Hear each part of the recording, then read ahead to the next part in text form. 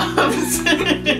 Hi, it's Kim. So we're going to be updating you guys about Kim's weight loss. The last update we did was back at the end of February. We haven't updated in March simply because we are moving, so it's kind of hard for us to get in that time, but now we've settled in, so we're going to update you guys. So first of all, we're going to start off by comparing last month's progress with this month's progress so you guys can see where Kim's at.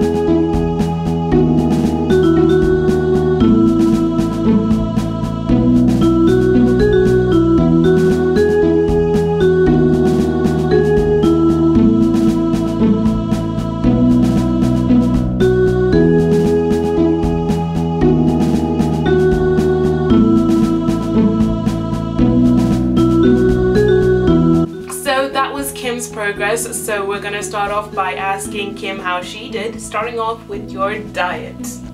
Over the last 40 days I gave up meat for Lent and I was acting like a petulant child. So what did you do to make up for the fact that you could I was not sort eat of meat? overeating like potatoes and carbohydrates. And I like developed this random sweet tooth. I'm not much of a sweet person, but like we were baking so much. It was like every other day I'd be like, oh, I'm gonna bake this. I like made red velvet cupcakes and I made we made like a massive chocolate cake that was like oozing in the middle. So tell me, how did you do with your exercise? My exercise was pretty good. I would go pretty much probably 5 or 6 days exercising for 30 minutes each day, doing the interval training. The 30-day shred, ripped in 30. Yoga meltdown.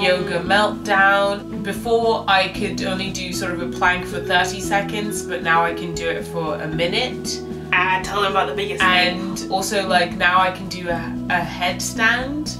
It's a lot to do with your arms and your core. You think it's like on your head, but you're not meant to put any strain on your head and neck. So you're basically just putting all the power in your arms and... Okay, so let me give Kim some feedback, seeing as I am her personal trainer. I'm just gonna give her some points on what I think she could improve on and what I've found difficult about her. Okay, the first problem I've had, I think, is definitely a power struggle. Obviously, I am her younger sister. I am not the one that tells her what to do, so it's been kind of hard finding that balance and telling Kim what to do without her being like, no.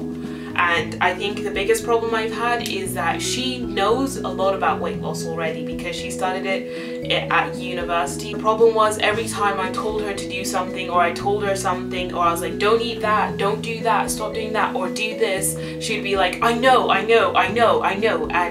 that's the problem, because technically she knows, but to actually implement it, that's the problem. And that's where I come in. I'm here not because I know more than anybody else or anything like that. It's because I've been through it and I know what you need to do. The second thing, actually, I want to say fine with her exercise, brilliant. Like literally, I don't have to tell her to exercise. She can hear me in my bedroom. There are days where I won't exercise and I'm sitting there all lazy and I'll hear Kim jumping around exercising in her room and I'm like, damn it, God, I should be exercising too. Exercise, brilliant. The only thing I'll say is that you'll sit around most of the day doing nothing and then you'll exercise, and really ideally you should be trying to be active throughout the whole day and then exercise, because then you're constantly doing something. Whereas if you just sit around all day and then you exercise, it's like nothing. You won't see much progress.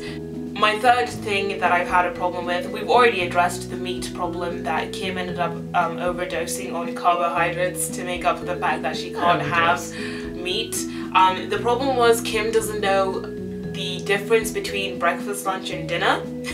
I think it's just a problem with going to uni, because once you go to uni you have no rules and you can eat whenever you want, you can eat whatever you want whenever you want, and you figure out that you can have a pizza for breakfast. No one's going to stop you. And it's not that Kim's eating anything unhealthy. She'll have something like a chicken breast and toast for breakfast, which is good, but it's not practical, because it's like, then what will you have for lunch and what will you have for dinner? Those are more like lunch and dinner meals, and that's basically my main problem, is that I want her to be having things like cereal and porridge and maybe... Anyway, so basically I think it's just a thing of that, because people think that like, oh, breakfast, lunch, dinner is random, you can have whatever you want, but usually you have things like porridge for breakfast because porridge gives you energy throughout the day. It's a complex carb, so you don't feel hungry for a very long time, like it'll keep you going until lunchtime, so you're not feeling hungry. Anyway guys, thank you for watching, and I don't know what sort of videos we should really do other than updates. Comment below telling us what you want us to make and we'll make it.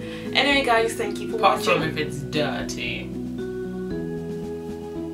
Anyway guys, thank you for watching and we'll see you later. Bye! Bye! Oh wait, are we still friends? What? Because I was really serious throughout that whole thing. I'm never that serious. Because I was... No, because I was really serious and I was like, alright, you need to do this. To be fair, I wasn't listening to you. But it's already stuff that you said to me before. So we're not falling out. I never fall out with you, Scola.